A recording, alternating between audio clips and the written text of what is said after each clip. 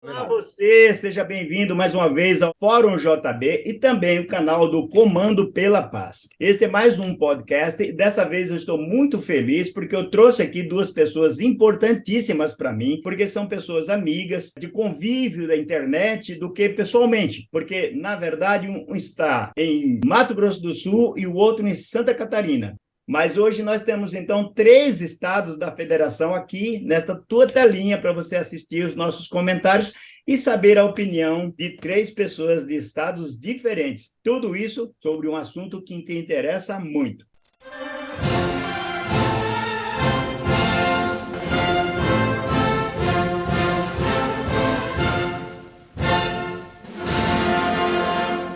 Então, eu vou passar a palavra agora para se apresentar ao meu amigo aqui, o Valdecir Hanauer. Boa noite, boa tarde, bom dia, porque a gente não sabe a hora que o pessoal vai assistir esse vídeo. Valdecir, tudo bem contigo? Tudo bem, graças a Deus. Obrigado aí pela oportunidade, Jovi Barbosa. Fico muito feliz de você ter me dado esse presente, vamos dizer assim. E vamos fazer um bate-papo bem bacana para que as pessoas que nos ouçam saibam realmente com a fundamentação que nós temos do assunto que nós vamos tratar, que no caso aqui é políticas públicas. Eu tenho 60 anos, 4 filhos, sou casado há 35 anos, moro em Dourados, Mato Grosso do Sul, e sou vendedor por natureza. Eu tenho uma empresa de representação comercial particular, que é só eu mesmo. A minha competência é vendas externas. Trabalhei pelo Brasil inteiro, viajei 1.250.000 quilômetros em 28 anos pela mesma empresa de Curitiba, na época, que agora ela deixou de existir. Então eu conheço todas as capitais, praticamente todas as cidades do Brasil, enfim. Eu consegui ver aí a onça beber água. Que beleza. Então agora a palavra está contigo, Fiorello. Vamos lá, vamos dar uma alegria para esse povo, sabendo quem é esse homem de concórdia. Vamos lá. Olá. Boa noite a todos. Minha saudação, Jove, minha saudação ao Valdecir Hanauer. É uma alegria muito grande poder estar conversando com vocês. Pessoas que eu aprendi a gostar pelo vosso caráter, pela vossa amizade, pelo vosso jeito de ser. Eu sou contador em Concórdia, Santa Catarina, mais no oeste, divisa com o Rio Grande, com meu ofício de contador há 41 anos. Também fui professor universitário nas matérias de contabilidade, auditoria, perícia, por 16 anos na faculdade aqui em Concórdia. Sou empresário do ramo contábil. Sou bolsonarista. Não quero nem mais falar de esquerda e direita. Eu sou bolsonarista e me orgulho muito disso. E tenho um grande anseio, uma grande vontade de salvar, junto com vocês, junto com os patriotas do Brasil inteiro, salvar o Brasil, reconquistar os nossos direitos, reconquistar nossa liberdade. De certa forma, eu quero convidar a todos os patriotas que estão nos ouvindo aqui para imitar Moisés. Vamos levar esse povo todo para a terra prometida, a terra do bem, a terra da honestidade, a terra da liberdade, a terra dos direitos individuais e assim por diante. Junto com vocês, eu acho que chegaremos lá. Isso é muito bom e você fez uma referência bíblica e aí eu vou fazer uma conjectura aqui. É melhor a gente fazer isso, imitar o Moisés, como você falou, do que a gente ter que imitar o Noé e ter que acabar com o mundo e começar ele de novo. Moisés é melhor do que Noé ou não? Com certeza, pelo menos o mundo sobreviveu, não só morrendo, não só acabar com a população, né? Isso é verdade mesmo. Eu acho, viu?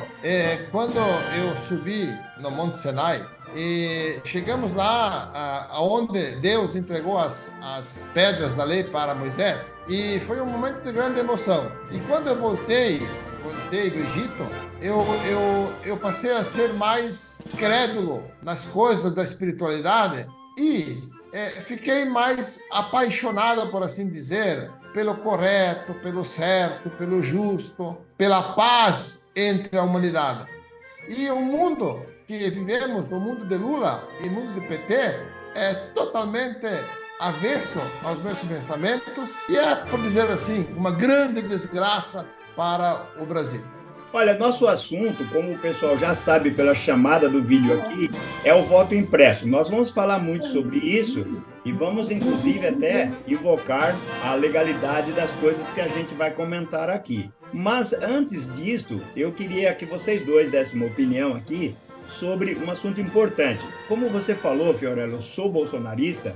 Eu também me considero um bolsonarista hoje, porque eu não entendia de Bolsonaro absolutamente nada quando um estagiário meu, lá no escritório de advocacia, falou, vota no Bolsonaro. E eu nem sabia quem era Bolsonaro. Nós temos alguns conceitos importantes aí, eu vou citar 3 aqui. Um deles é o Bolsonaro, bolsonarista, que é o cara que hoje apoia Bolsonaro em tudo, né? Não vê defeito no Bolsonaro, apesar dele ter, como eu tenho, cada um de nós tem. O segundo, a gente pode falar do patriota, que é o cara que está a favor da pátria, mas nem necessariamente a favor do Bolsonaro, mas ele é pátria, patriota. E o terceiro conceito que eu quero trazer é o conservador. Esses 3 conceitos que a gente traz. O conservador é o melhor de todos, porque pátria, família, religião, etc., ou só o patriota resolve, e o bolsonarismo é aquele que tem o sangue político para renovar o Brasil,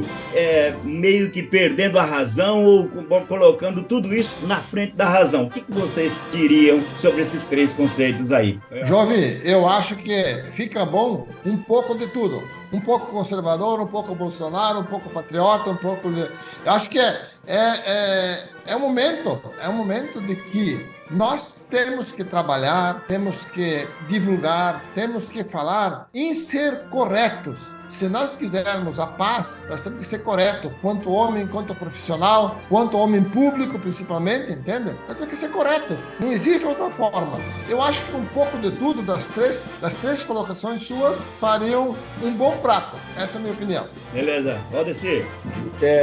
Equilíbrio. Equilíbrio em tudo que você for fazer, eu acho que é a parte mais fundamental de qualquer projeto, inclusive projeto de execução privada de empresa, tem que ter equilíbrio. Sobretudo, lucidez e muita riqueza nas palavras. Eu vou falar uma coisa para você aqui, bem devagar para não te confundir. Há suficiente ódio, traição, violência, isso é um absurdo no ser humano, para abastecer qualquer exército em qualquer momento dentro desse planeta. É tanta maldade, tanta traição e tanto ódio que dá para abastecer qualquer exército e em qualquer momento. Muito bem.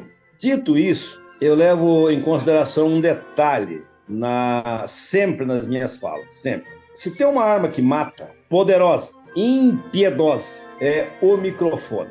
Veja você que quando você forma no cérebro uma palavra, no princípio era o verbo se fez carne. Então, em cima dessa carne tem um pescoço, que em cima do pescoço tem um cérebro. Ali, quando você forma a palavra e você tira ela da boca, você transforma um pensamento em palavra. Se você tiver a maldade dentro de você, você vai colaborar para propagar o crime, propagar a maldade. Se você for uma pessoa do bem, é claro que você vai propagar a paz, não o ódio e nem a violência. Então, quando você é uma pessoa que tem uma procedência sem recalques, e você vem de um berço saudável, original, você vem com lucidez na tua vida, com altruísmo, você vem pensando nas pessoas em volta, até porque a concorrência é bem menor. E aí você perambula pela sociedade de uma maneira tão tranquila, tão na paz, que você até demora um pouquinho mais para ganhar o dinheiro. O problema é que tu aproveita mais a vida e tu fica com menos dúvida. A dúvida é o sinônimo exato de infelicidade. Então, quando você escolhe um canto para pular num gol que a vida vai ter que cobrar e você decide pular num canto para defender esse pênalti que a vida te cobrou e tu pula para o canto da honestidade, dos bons princípios, do altruísmo, do espírito comunitário, eu repito, você pode até demorar um pouquinho mais para ganhar dinheiro. Porém, o problema é que tu pega a vida com as mãos, você retarda a tua ida para o asilo, você demora para envelhecer, e daí você não compromete a tua saúde com ansiedade, com angústias, entre outras outras coisas. Mas lembro que no começo da minha fala eu disse, se tem uma arma poderosa que mata impiedosamente, é o microfone. Porque eu não tenho problema com você que tem a carne, eu tenho problema com a tua ideia. Você que é um ladrão, um pilantra ladrão, que pega o microfone e consegue matar 5 milhões de pessoas na Rússia. Quando Lenin começou a discursar, ele quebrou o país matando camponeses na espada. O Hitler pegou o microfone e transformou as palavras, poderosas palavras, num crime que matou 6 milhões de pessoas, provocando uma Segunda Guerra Mundial. Um outro ladrão, que é o Nicolás Maduro, tá fazendo isso ali na Venezuela, matando gente de fome, porque tem o microfone na mão.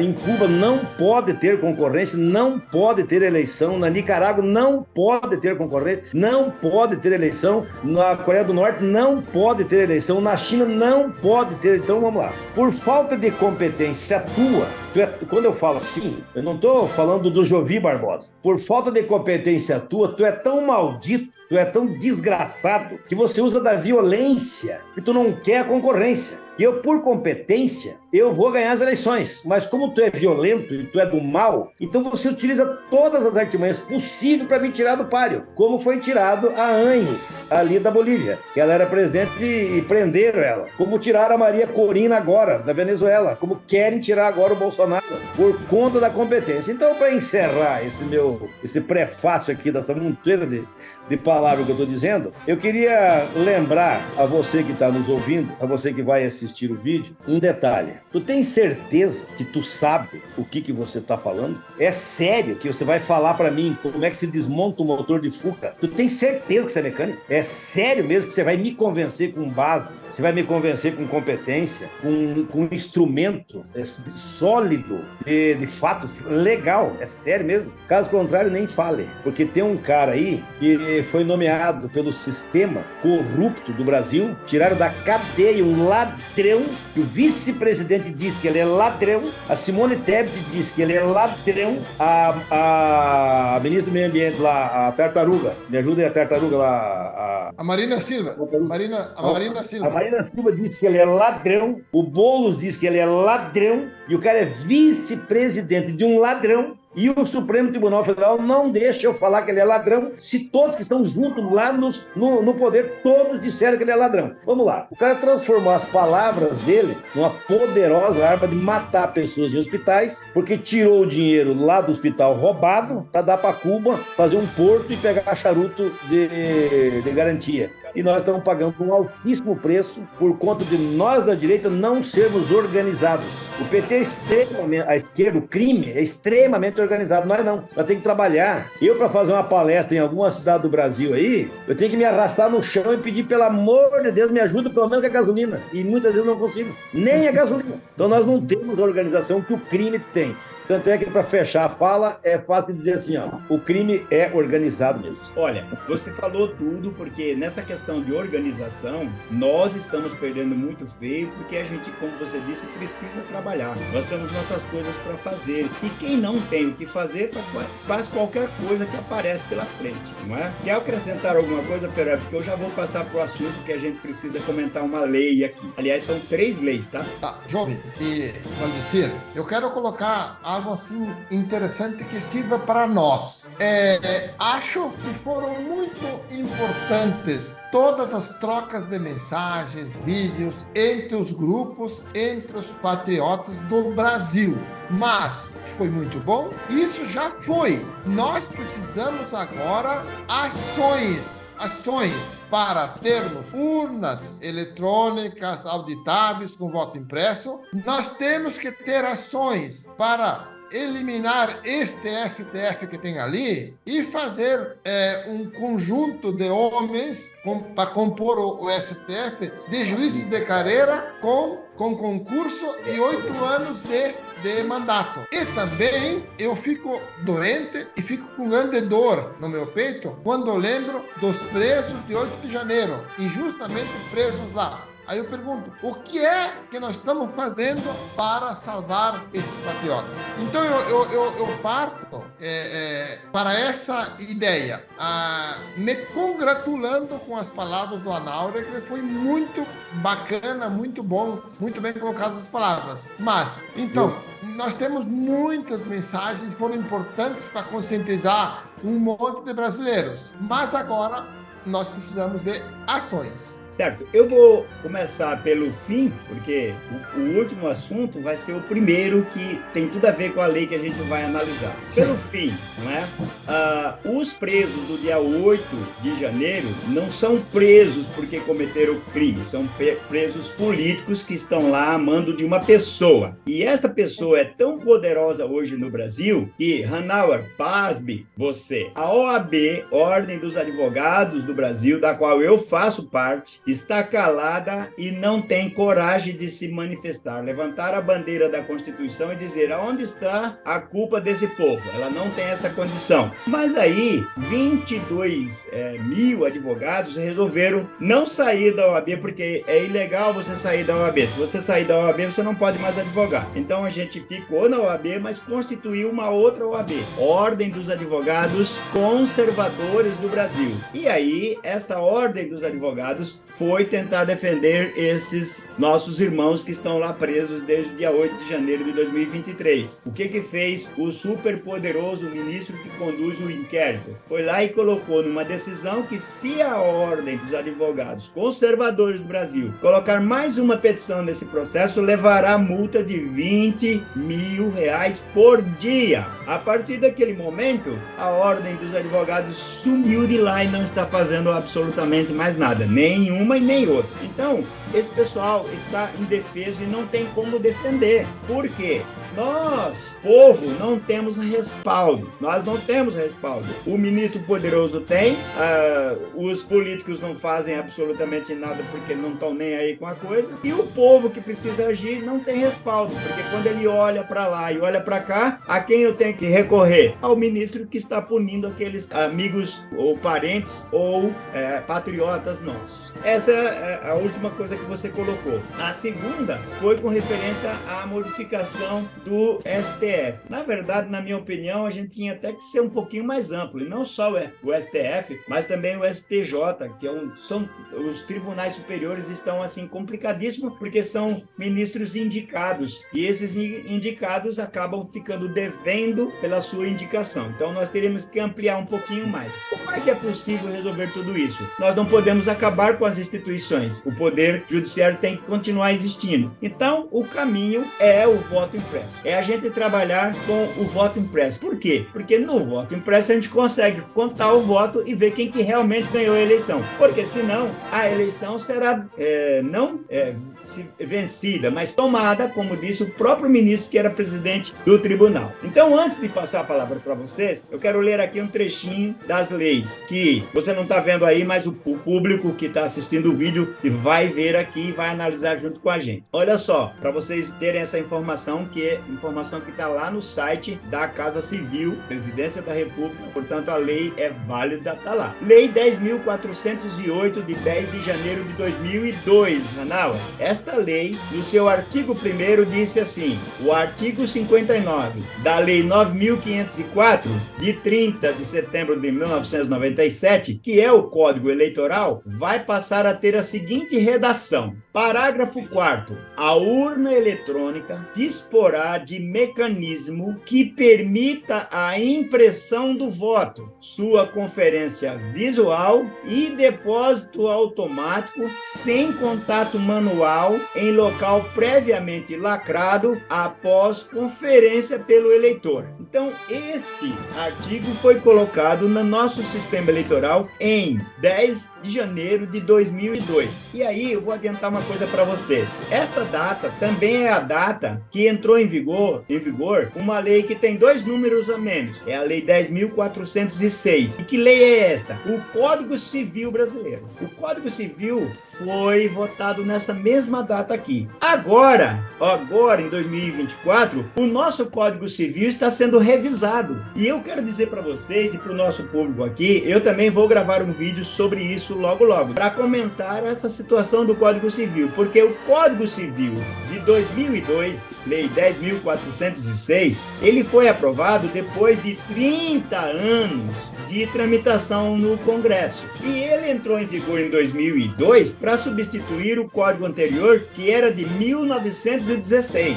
Ou seja, mais de 100 anos para mudar essa lei, que era tão forte, tinha lá suas alterações, mas estava lá arraigada e entrou um código novo. Agora nós estamos em 2024, faz 20 anos apenas, e eles vão mudar, vai ser feito um novo Código Civil. Por quê? Porque vão ser introduzidas coisas que a gente não quer que esteja lá. Por exemplo, casamento de pessoas do mesmo sexo e assim por diante. Então, eu estou comentando essa questão para dizer que nesta época aqui foi promulgado o Código Civil. E nesta época a mentalidade brasileira era de ir para o lado correto, como falou o Fiorello aí. Era o lado correto, ou seja, um mecanismo para permitir a impressão do voto para contar e de forma que o nosso eleitor ou o eleitor pudesse ter certeza de que o voto que ele está colocando na urna vai ser computado. Bem, vocês poderiam perguntar, mas então já existe a lei? Não. Lá no finalzinho do artigo 5º dela, ela só tem 5 artigos. Ela diz assim: esta lei entra em vigor na data de sua publicação, observado o dispositivo no artigo 16 da Constituição Federal, com a redação dada pela Emenda Constitucional número 4 de 1993. O artigo 16 da Constituição Federal passa a vigorar com a seguinte redação: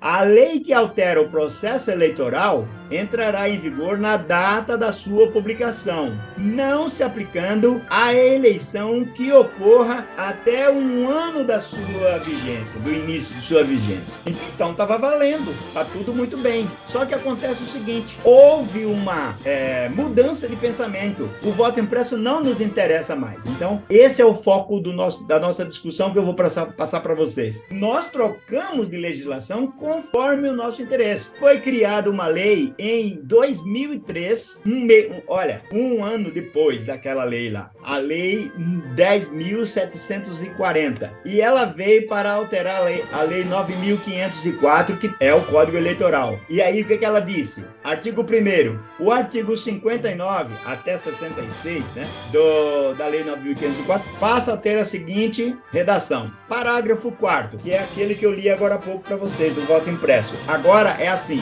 a urna eletrônica disporá de recursos que, mediante assinatura digital, permitam o registro digital de cada voto e a identificação da urna em que foi registrado, resguardando o anonimato do eleitor. Qual foi a justificativa para mudar isso? Eles disseram que aquela situação do voto impresso estava quebrando o sigilo do voto. Para manter o sigilo do voto, então foi criada esta lei sem que seja possível se imprimir o voto. Aí, esta lei aqui, a Lei 10.740, lá no finalzinho, ela diz assim: são revogados os artigos 61A e o artigo 4º da Lei 10.408, que é aquele que eu li para você agora há pouco, que contém o voto impresso. Ou seja, criou-se o voto impresso e depois, por uma atuação política do Poder Judiciário, porque o ministro, que era presidente do tribunal, saiu do plenário e no corredor ele disse: eleição não se ganha, eleição se toma. Para encerrar o que eu vou dizer para vocês, para passar a palavra, o que acontece? Foi feita uma lei, foi criado o voto impresso, mas aí deixou de ser interessante, foi feita uma outra lei e cancelou o voto impresso. Portanto, hoje... Repete o número da lei para nós. 10.000... Não, a de 97. A de 97, que foi... A de 97... 9.504 de 97 é o Código Eleitoral. Ela foi alterada pela Lei 10.408, criando o voto impresso. Um ano depois, foi criada a Lei 10.740, cancelando o voto impresso. A Lei 10.408 foi criada para colocar o voto impresso numa urna intocável. Isso. E a Lei 10.740 cancelou ela. Então, onde é que a gente tem que trabalhar? Aqui no Congresso. É o Congresso que tem que mudar essas coisas, porque fica o TSE alterando, através de resoluções, legislando coisa que ele não pode legislar, porque os nossos deputados e senadores não estão cumprindo o seu papel para o qual foram eleitos. Vamos lá. O Fiorello fala? O Fiorello fala ou eu falo? Pode falar, você. pode falar aí, Valdecir. É o seguinte, público que nos assiste é o seguinte: 70% do Congresso Nacional de 2000 do governo da Dilma votaram uma lei, que eu não sei qual que é, o doutor Jovi pode me ajudar, que ia imprimir o voto e colocar numa urna, numa redoma de vidro intocável para ter contagem pública de voto. O ministro, aí a Dilma vetou o projeto, vetou a lei. Aí o Congresso derrubou o veto da Dilma. Daí o Supremo Tribunal Federal derrubou o veto do Congresso, cancelando novamente a aprovação da lei, que eu não me lembro o nome, que tinha a contagem pública de voto. 340 deputados federais votaram a favor da contagem pública na época do governo Dilma. Bom, o que acontece? Eu uso sempre a expressão assim, ó: você tem competência? Tu sabe o que você faz? No que você é bom?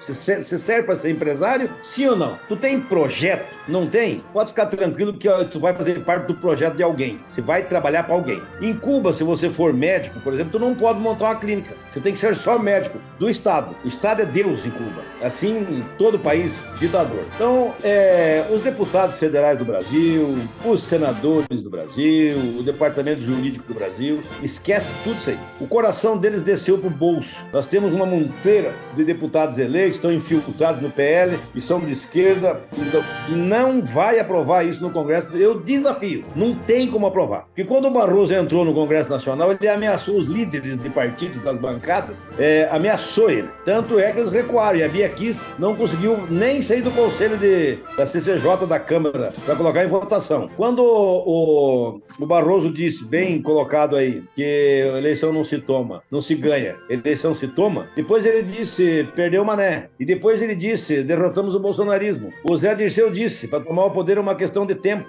Eu coloco aqui uma analogia, eu vou dar um exemplo aqui. Eu devo para você R$ 3.544,20.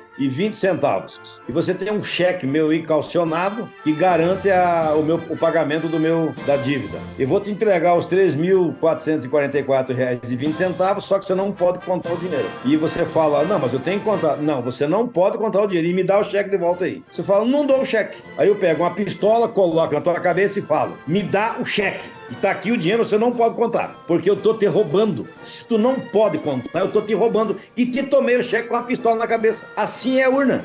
Se tu tem certeza que você me ganha, tu tem certeza que você é melhor que eu, então deixa eu ver quem eu botei. Não posso ver? Então você é um ladrão. Acabou o assunto. Acabou a conversa. Então o que eu digo? O que eu tenho para dizer? Esquece o Congresso. Não vai ser aprovado. Não vai ser aprovado. Muitos congressistas hoje, por exemplo, você pega aqui um cara que eu gosto demais. É demais. O Nicolas Ferreira. Ele cobra R$30 mil para falar 1 hora em algum lugar do Brasil com tudo pago. Porra, eu botei o cara lá para me ajudar agora. Agora tem que pagar para ouvir ele de novo. Ele é de direita? É. Eu gosto dele? Gosto. É um piá evangélico? É. Defende a família? Sim, defende. Mas porra, você gasta R$6 milhões por ano lá no Congresso Nacional. Ainda tem que pagar para você vir me falar para mim. Falar comigo ainda? Não, moço. Venha de graça e me ajude. Tu já tá rico. Se doa para ajudar a sociedade. Se o PT for fazer qualquer porcaria de evento, ele dá um chute numa pedra, parece R$500 mil.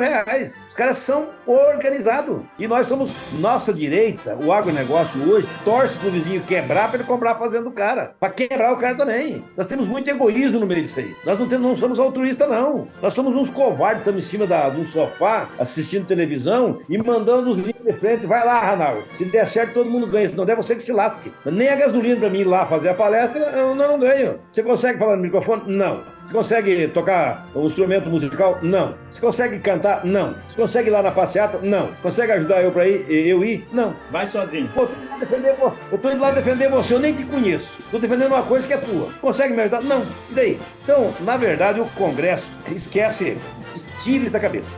O primeiro escalão do Exército é tudo manipulado pelo Serviço de Inteligência Americano da Marinha, que é uma tal de Gutierrez, uma mulher chamada Guerra Gutierrez, que veio aqui no Brasil escondido ameaçar o pleito eleitoral aqui, por isso que foi nomeado o Lula de volta aí. Eu não sei, não me lembro o nome dela, mas se daqui um pouquinho no decorrer da fala eu vou lembrar. Então, o primeiro escalão das Forças Armadas, você esquece, a parte de baixo toda é nossa. A Polícia Militar é nossa. Uma boa parte da Polícia Federal é nossa. Quando eu falo nossa, é da direita conservadora, honesta, que trabalha e é honesto. Só sobrou um jeito, doutor Jovir. Apenas um jeito. Eu vou dar um detalhezinho para você aqui. Ó. Quando você fala no microfone com propriedade e você convence com fatos, você irradia em volta de você, é igual uma onda no espírito coletivo da honestidade, para que todos consigam confiar em você, aumenta a tua autoridade, aumenta o teu brilho e você consegue espaços maiores e você vai propagando paulatinamente em meio às pessoas um futuro melhor para nossos filhos, que é defender a honra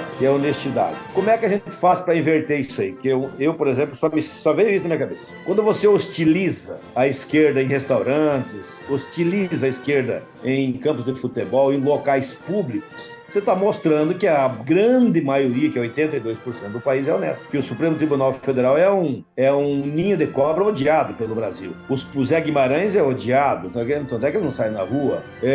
Luiz Estevão é odiado, ele não sai na rua. Você pega aí esse ladrão que o Alckmin disse que ele é ladrão, não foi eu que falei para o Alckmin, disse que ele é ladrão, ele não pode sair na rua. Se vai numa praia, tem que isolar a praia. Então ele é odiado pela maioria. Então vamos lá. Quando você consegue propagar como um professor didático, com sabedoria e lucidez, consegue colocar a ideia com calma, com detalhes e convence, você abre a cabeça das pessoas de uma maneira que fica mais difícil você engambelar ela, fica mais difícil de você iludir. Até porque a rede social trabalha em tempo real. A rede social hoje, você não pode roubar um paliteiro de hotel que tem uma câmera te filmando. Isso é muito produtivo e é muito bom. Sendo assim, no Uruguai, o Nakali Pou ganhou as eleições de direita. Na Costa Rica, o Rodrigo Chaves ganhou as eleições de direita. E El Salvador, o Bukele ganhou as eleições de direita. Argentina, Javier Milei, de direita. A Itália, a Geórgia. Portugal, Marcelo Rebelo de Sousa, de direita. Trump está voltando. O que eu quero dizer com isso? O esclarecimento social foi hostilizando a estagnação política, que aqueles ditadores de esquerda estavam botando o povo de joelhos sem produtividade.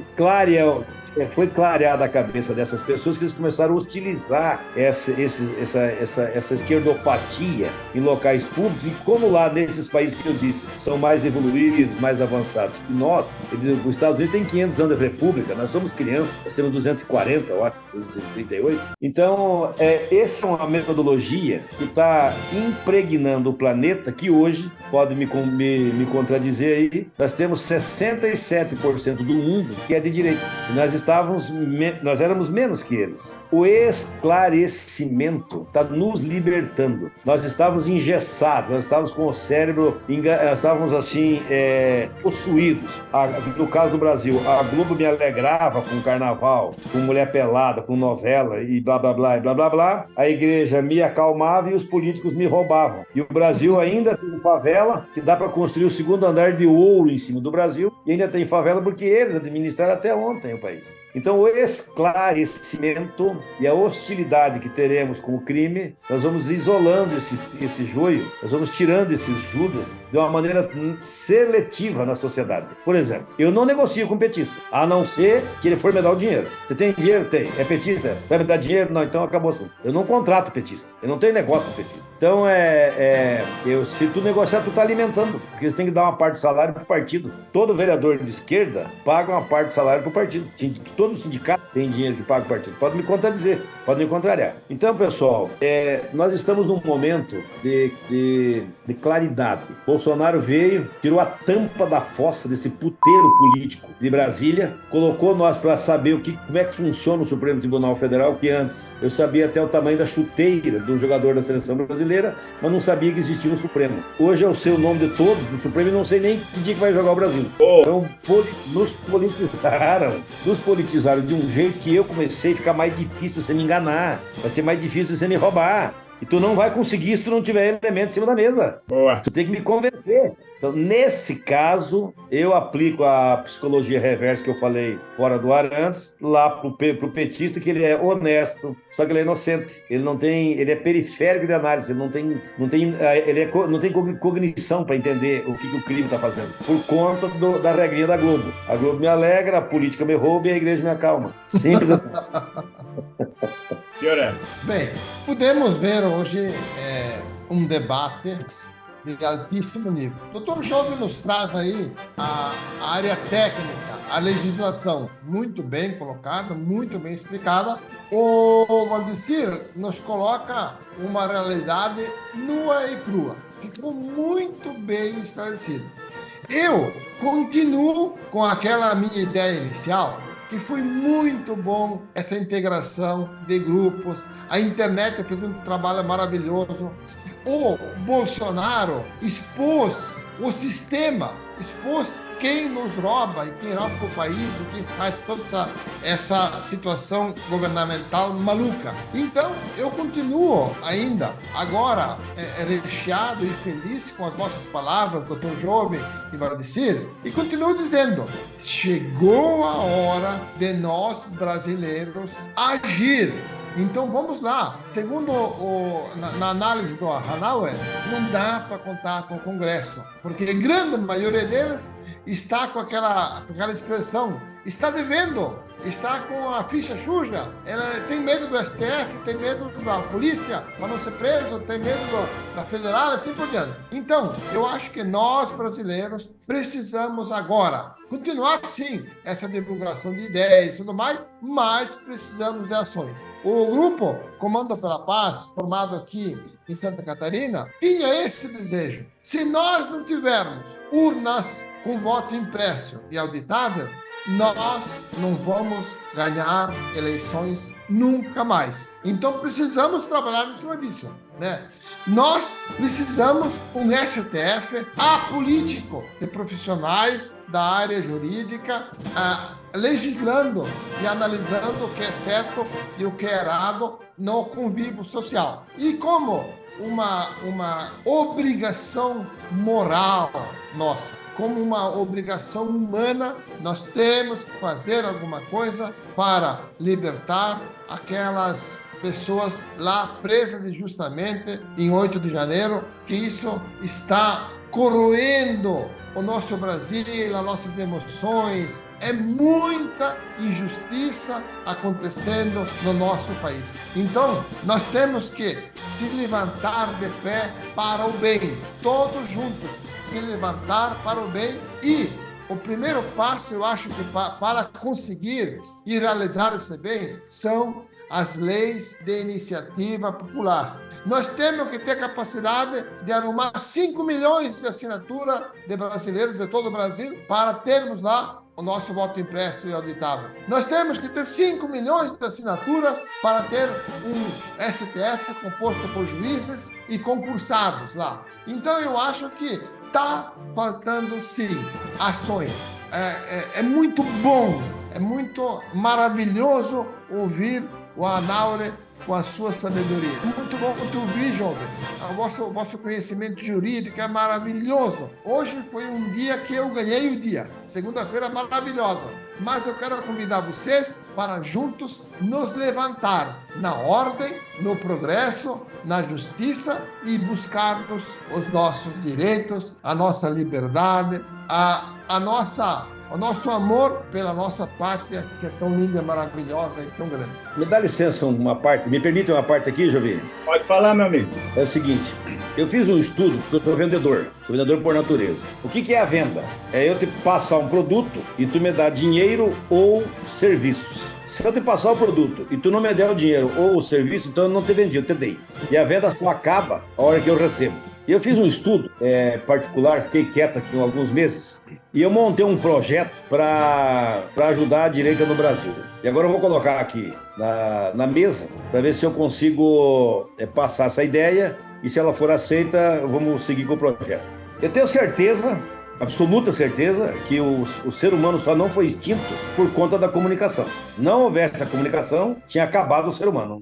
Nós não estaríamos aqui falando. A primeira agressão que você sofreu não foi quando te tiraram uma pedra, foi quando falaram contigo, lá no início da sociedade, no início da raça humana. A primeira agressão que tu sofreu foi quando falaram contigo. Não é a pedra e nem o galho, e nem o soco. Vamos lá. Baseado nisso, eu desenvolvi um projeto para mim andar pelo Brasil para preconizar, para pregar políticas públicas nessas eleições de 2024 agora, para prefeito e para vereador.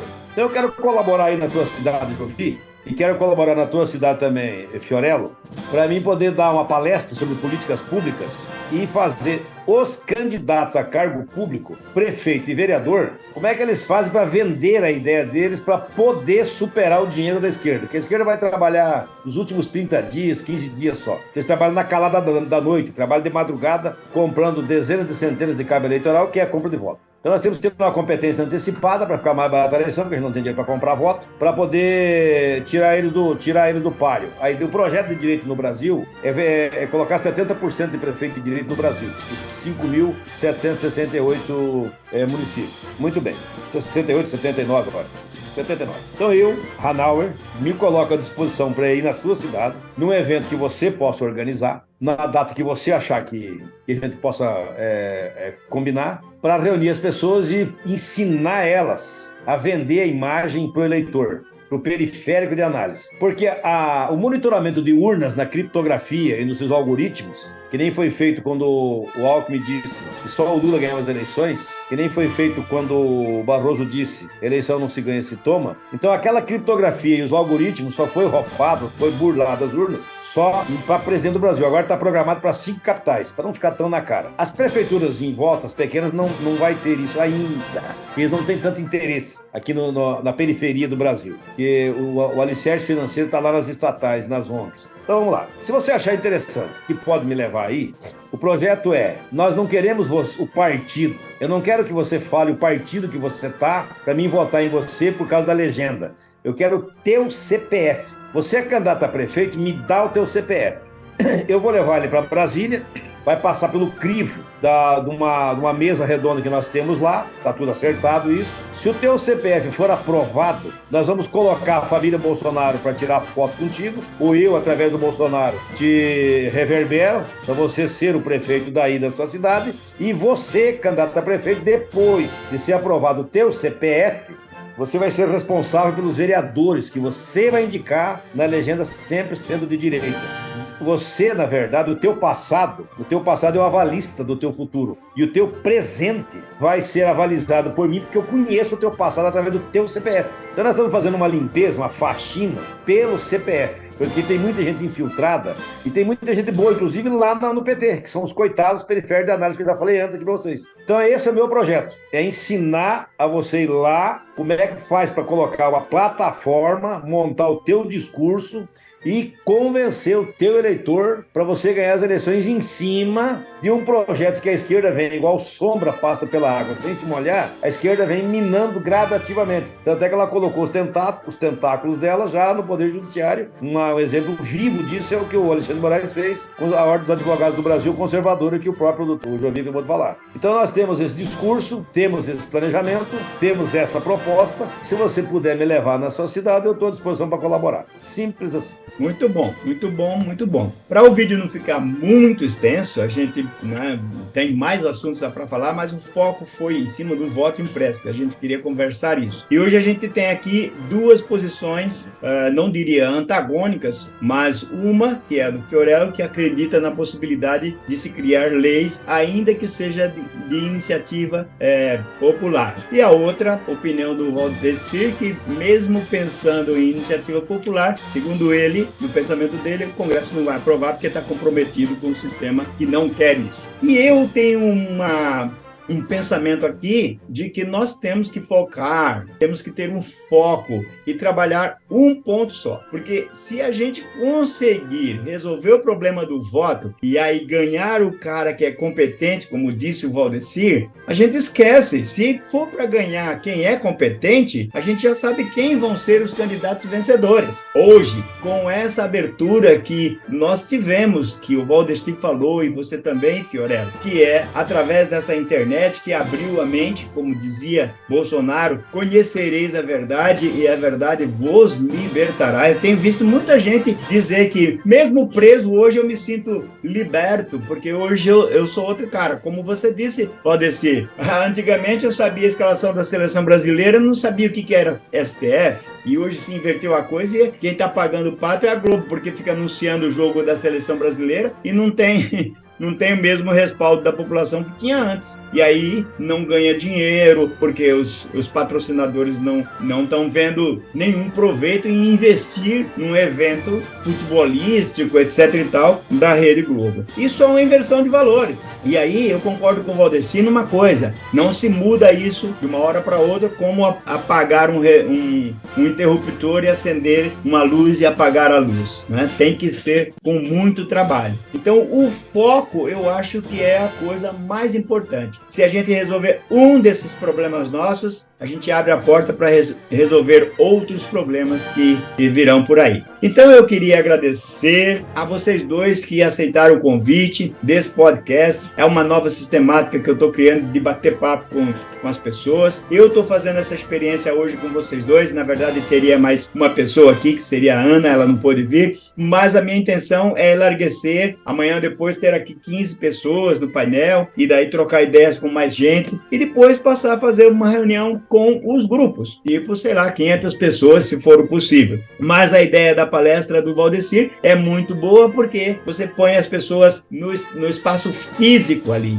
sentindo o cheiro e se comunicando diretamente. Eu também acho que isso é de uma importância muito grande, porque aí sim é aquilo que você falou, Fiorello, que é a ação, não ficar só no sofá trocando ideia pelo WhatsApp. Então eu quero agradecer a vocês dois. Acho que o nosso público, quem assistiu o vídeo até o final, vai sair muito contente. Por isso, passo a palavra aí para a sua despedida, Fiorello, e depois para o Valdecir. Muito bem, queridos brasileiros, queridos patriotas, queridas pessoas do bem. Fiquei muito feliz de estar me comunicando com vocês e parabéns, Brasil, pela troca de informações, pelo compartilhamento de conhecimento. O Brasil aprendeu, o Brasil virou político. Por isso que hoje 80%, talvez a mais, pode-se dizer que são gente boa. Quem pratica a corrupção, quem pratica a mentira, quem pratica a fake news, é que não são gente boa. Então, eu convido vocês nesse ambiente gostoso para ficarmos de pé e irmos para as ações. Continuamos trocando informações, trocando ideias e vídeo e tudo mais, mas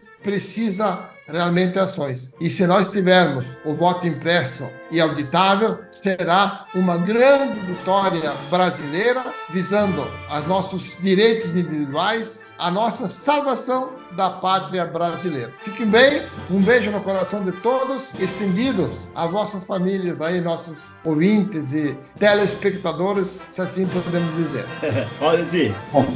Nossos amigos que nos assistem, nos deram o prazer de falar, eu vou ser enfático. Tudo aquilo que você vividamente imaginar, ardentemente desejar, entusiasticamente colocar em ação, inevitavelmente tornar-se-á realidade. As coisas só vão bem quando elas acabam bem. E para acabar bem, elas têm que começar bem. Lembre-se sempre disso. Tenha foco, bom senso, atitude. Muito obrigado e fiquemos todos na paz. Olha, foi muito bom estar com vocês dois e essa fala última aí do Valdecir, falando essa frase que eu conheço, me lembra também uma outra que é do Og Mandino. Todo vendedor conhece o manual de Og Mandino, que dizia: se a tua força de vontade for suficientemente forte, o fracasso jamais te alcançará. E com isso eu peço a você, meu amigo, minha amiga que está assistindo o vídeo, olha, se inscreve aqui no canal, caso você não seja inscrito ainda, compartilha, comenta aqui, porque isso nos ajuda a trazer mais conteúdo para você. Então, um beijo no coração de todos e até a próxima!